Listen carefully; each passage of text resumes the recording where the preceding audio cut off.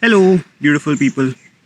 Today I want to talk to you guys about all the things that I have learned from my dogs. And actually, over the last so many years, I have learned quite a lot of things from my dogs. So I think today I'm just going to focus on three things which I would like to share with you guys, and which are perseverance, courage, and freedom. And to give you a bit of a backstory, I adopted both of my dogs when I was in college.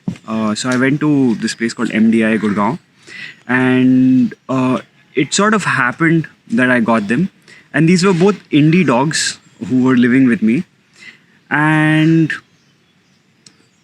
after college got over, pretty much every house that I got it with the intention of having the best possible experience for my dogs, because I didn't really have massive requirements myself. Like, I was perfectly okay with sleeping on the floor or on a mat or anything like that.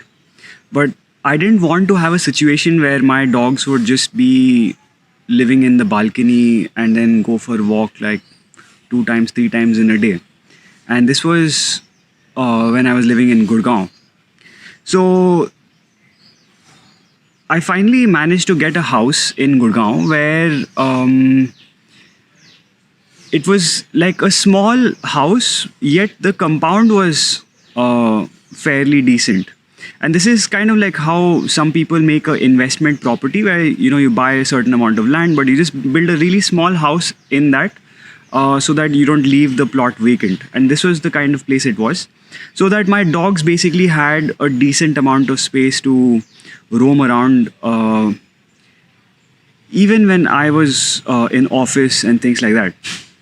Now, which is where I learnt my first lesson of sorts from my dog Tutsi, where he basically had this tremendous urge for freedom.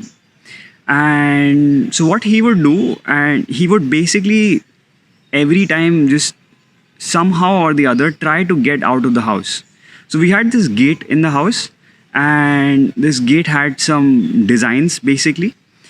And so what he would do, he would just try and go in through those designs and get out of the house. So, and obviously I was basically just worried for his safety, where my main concern was that how will he interact with traffic?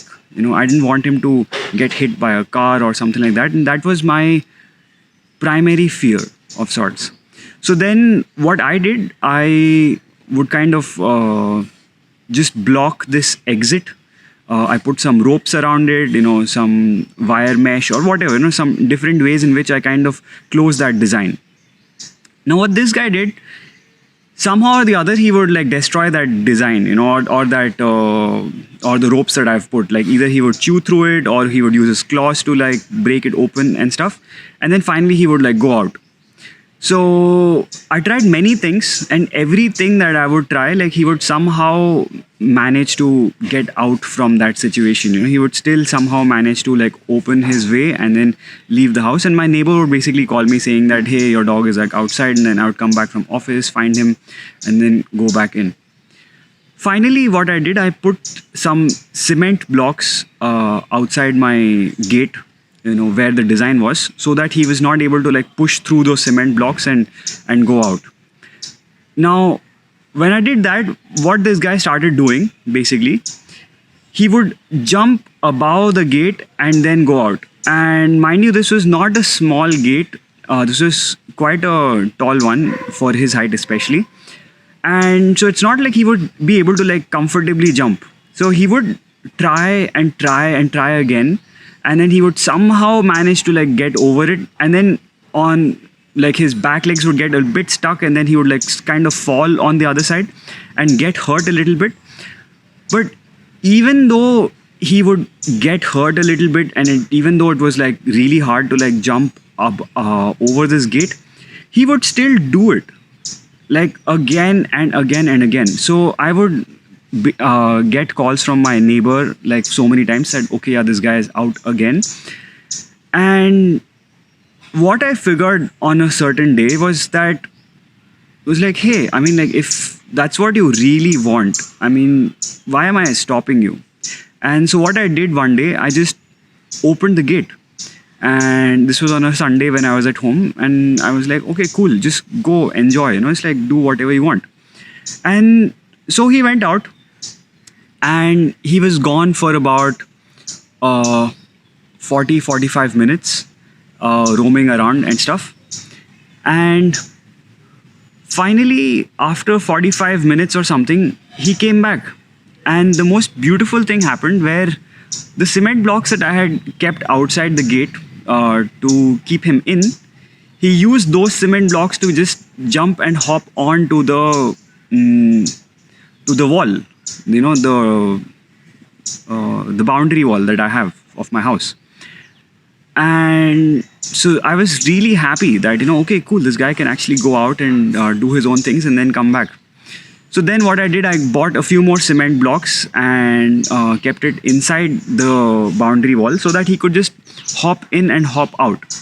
And I did this because I had another dog, Wolfie, and so I was not too sure about her going out and stuff. But eventually over time, like, she also started to go out. I kind of let her out as well. And then they both got their freedom of sorts. But this happened only because Tutsi had this perseverance to get what he wants. And this was a quality that I noticed in him like over and over again in many different kind of circumstances, where once he knows what he wants, like, he will get it.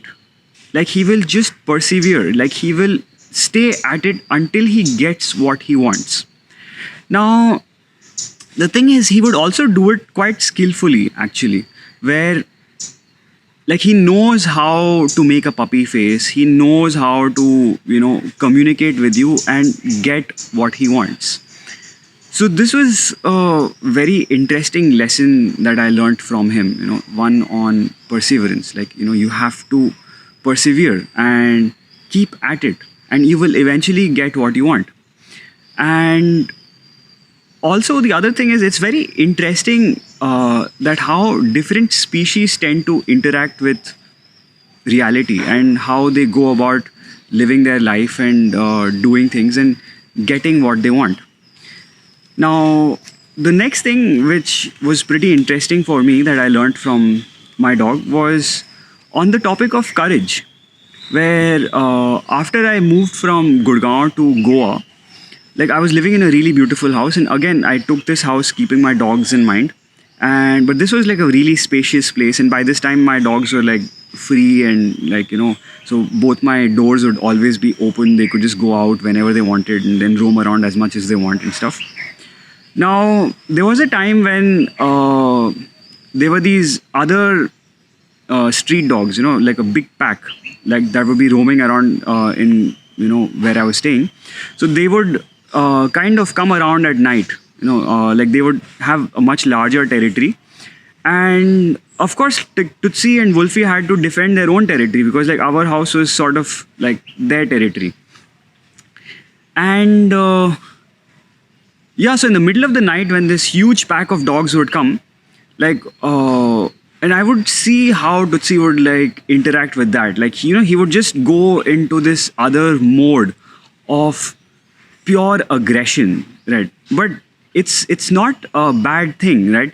Because like at that moment when he has to defend what he perceives to be his territory, that is what is needed.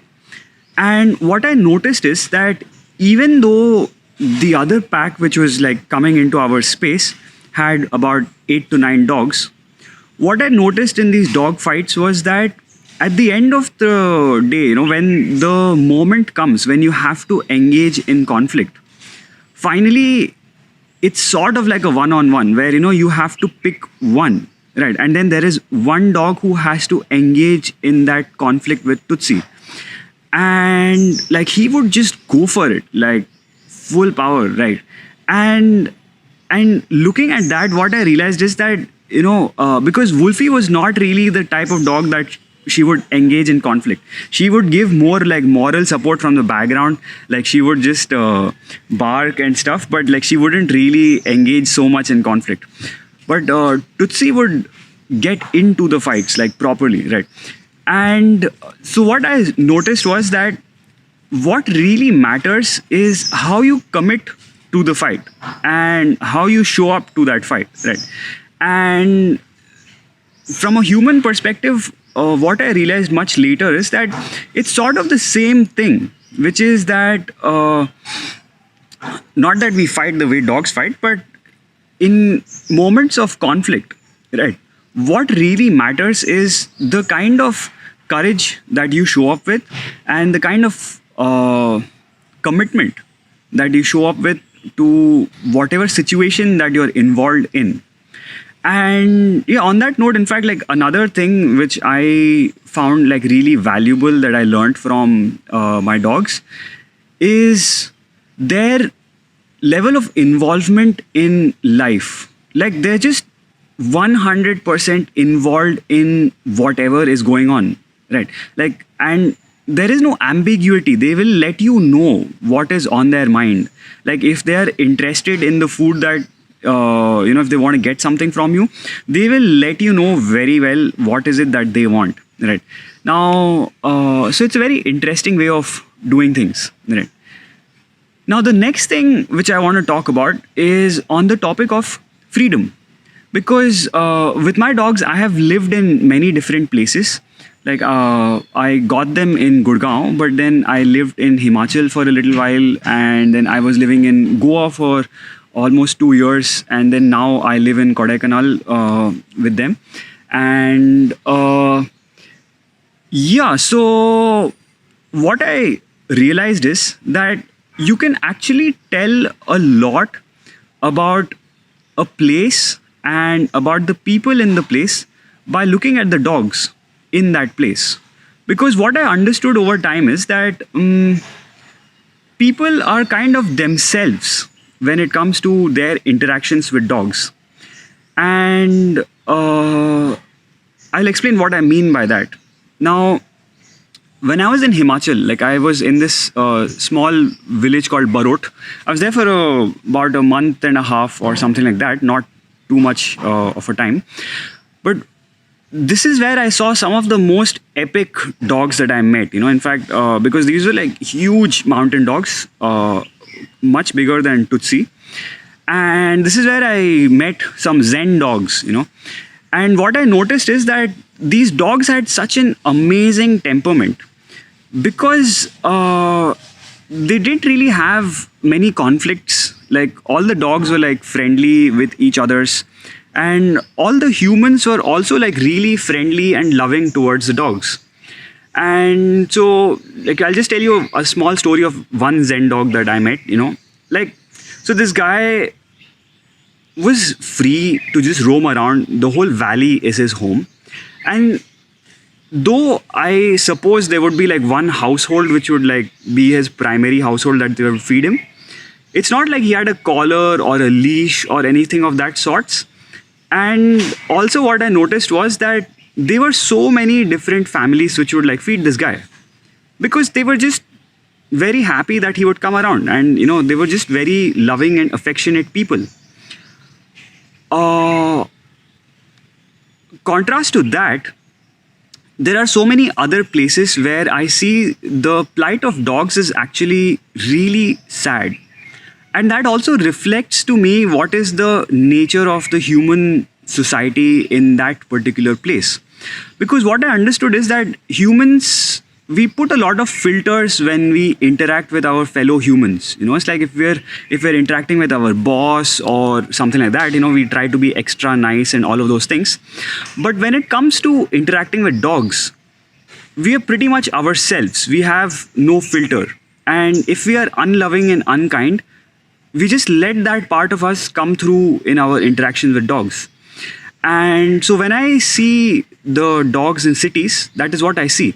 Not just that, in fact, I would say I would go a few steps further, which is even if I talk about the pet dogs in the cities, I see a absolute reflection in the human society where when I see a dog walking on a leash, living in an apartment where their only space is to enjoy the small balcony, and then maybe 2 or 3 times in a day they go for 15-20 minute walk. Some of them are as bad as even like 5 minute walks.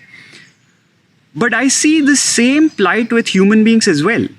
Like the humans are also trapped in the same way, and what I see happening to the dog is exactly what I see is happening to the human, where the dog is walking on a leash, but the human is also walking on a leash. And when I go to an IT park, I see that everyone is like going along with this ownership tags of these mega corporations, and and their lives are also in these tiny boxes. You just go from like one box to another box, right?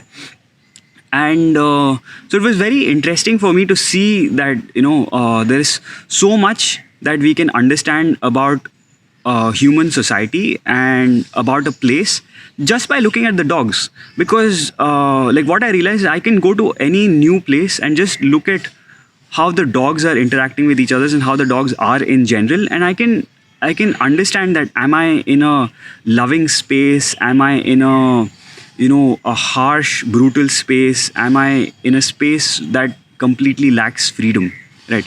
And so this is something that I kind of understood over the years, right? Now on the topic of freedom, there is like one more thing that I want to talk about, which I've learned directly from my dog, which is that since he earned his freedom, I would say he is truly living his life. Where now that I live in the mountains in Kodaikanal, like this guy Tutsi, he has the freedom to just go around wherever he wants. And there are times when he goes to another village by himself. So he travels 15-16 kilometers on his own, right? And he's figured out how to navigate roads, navigate traffic, navigate other dog territories, because like he has to travel through so many dog territories in order to like reach the other village. And like he knows how to like handle all of these things. And what has happened as a result of all of that is that he has become a mature dog, like who knows how to manage all of these things. And he's become like a really he's developed a very well-rounded personality. And in comparison to that, when I look at so many of the other dogs, I see that many aspects of their life have not really blossomed. They have never really gotten a chance to develop. And the same holds true with human beings as well, which is that when we have freedom and when we are able to engage with reality in ways where we are able to do things that we really want to do, and have exposure to a variety of circumstances, that is when we truly blossom. And when we don't have that, we don't even realize what are the so many different aspects of life that we did not even develop. Like we just don't see it, right? And so yeah, these are some of the things that I have learned from my dogs, and living with different species in the same household, and not looking at them as inferior beings but just as other species. So yeah, hopefully this was interesting to you guys. And if you would like me to talk a bit more about this topic in depth, I would be happy to do so. There is like so much more that I can say.